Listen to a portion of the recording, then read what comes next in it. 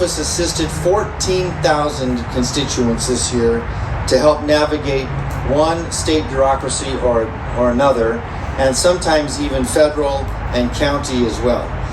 We have become kind of the point of information for this district. If you have a federal issue, a county issue, people call us first because they know we're going to direct them in the right place. We've served all of the volunteers out here today received a certificate of appreciation from the Senate for their efforts of being volunteers out here and committing their time. We have done that for 5,300 constituents this year in 2024 alone, in recognition of their impact and their contributions to our community. Yeah, that's worthy of an applause for those 5,300 people. If you run a nonprofit or are part of a nonprofit or an organization that recognizes volunteers or superstars in your organization, please reach out to us. We're happy to provide those certificates from the state to increase the recognition that you're giving to the people in your organization. See any of my staff to get their business card to make those requests. These next things are pretty amazing to me. We sent out 9.5 million email updates this year. We have, when you reach out to my office, whether you email us, call us, text us, tweet, DM us, we get back to you. And we have mailed over 16,000 letters to constituents responding to their concerns. We've responded to constituents with over 27,000 letters, phone calls, and emails.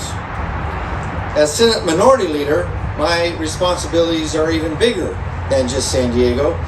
There's now 10 Republican senators in the state of California. When I took over 2 years ago, there were 8. So we've actually grown our caucus by 2.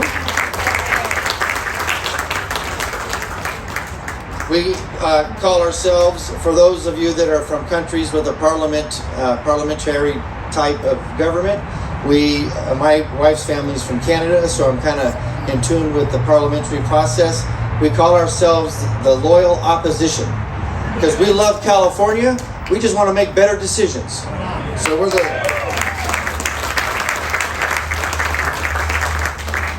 some very interesting things about the Republican caucus as a result of the elections in November. We now have the most diverse Republican caucus ever in the state of California, including, for the first time in history, one of the major political caucuses is majority female.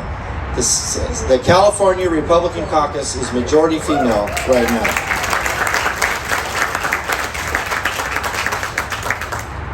We've got a South Korean senator, 2 Latina senators, and various other diverse influences on our caucus this year.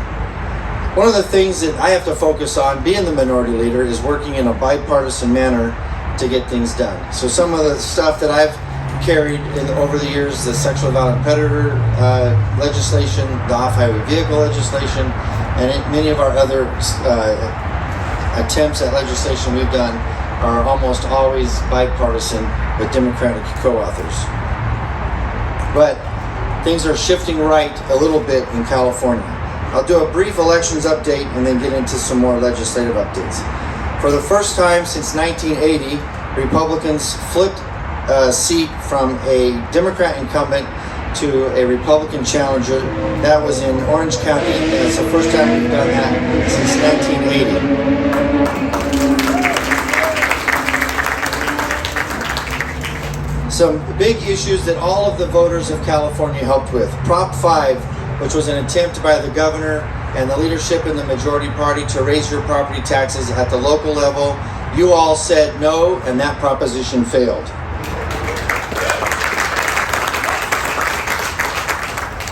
Prop 36, which was the criminal reform bill to start dealing with the fentanyl crisis here in California, start dealing with the homeless enforcement here in California, and start dealing with the smash and grabs and the retail theft rings that have been an epidemic across our state. The governor worked very hard to not only defeat that proposition, but he put in efforts at the end of the year to actually get it removed from the ballot. Unbelievable.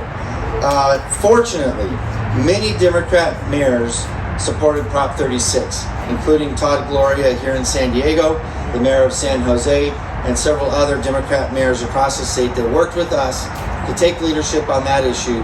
And despite the governor's efforts, we passed Prop 36 by 70% of the voters in California, and every single county voted for Prop 36.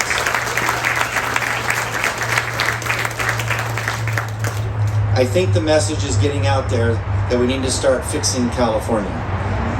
So some of the priorities that I will be working on legislative this year in 2025 will be affordability, making sure that we get California to be as affordable as possible.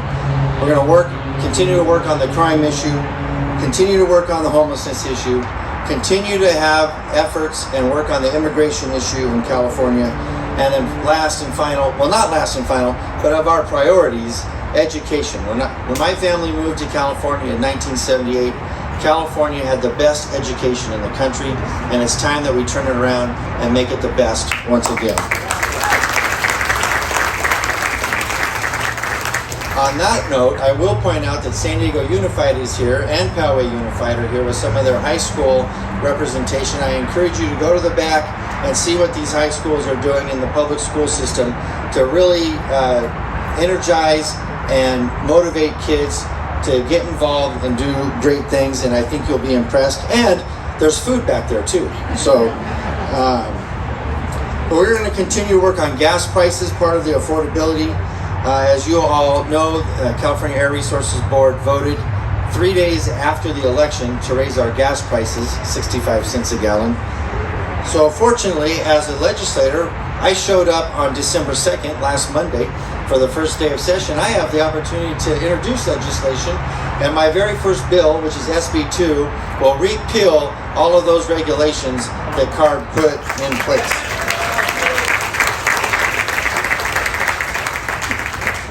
The University of Southern California has estimated that all of these regulations and taxes, recent ones, are causing our gas prices to be more than 90 cents per gallon increased just in 2025.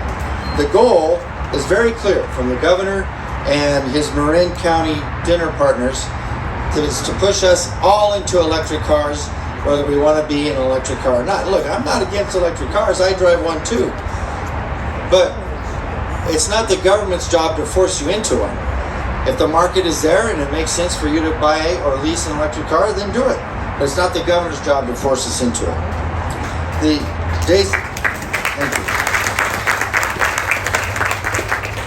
So that's SB 2. We're going to need a lot of help on that. All of the Republicans have signed on as co-authors to that bill, and we're now working on my Democrat colleagues to get them to sign on as well. And many of them did show up on December 2nd, by the way, during the governor's special session, and we're pretty grumbly about it. So I think we're going to have some opportunities to work across the aisle and have some impact on these issues this year. An issue that's obvious in Diego County and the entire state is the sexually violent predator situation, where the state is continuously trying to release these predators into our neighborhoods, and we're going to put a stop to that.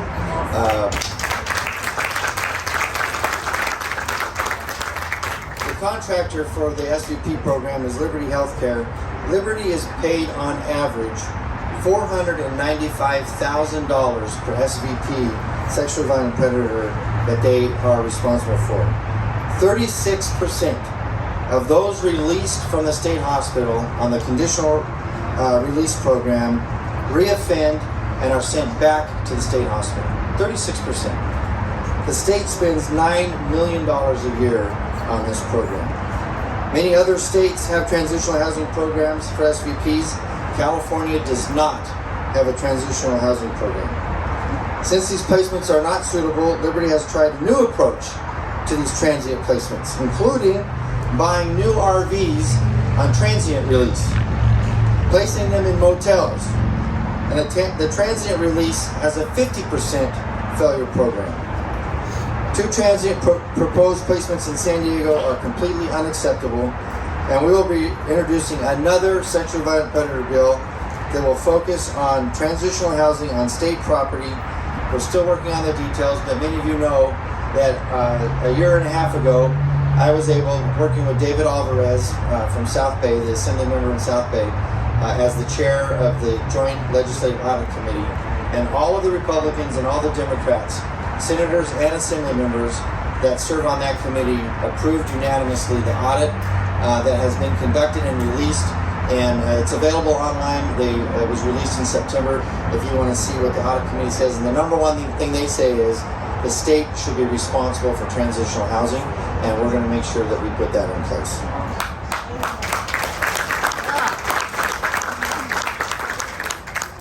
Some capital update so that you know what's going on up in Sacramento. Fortunately, we have a new rule in the legislature this year for the Assembly and for the Senate.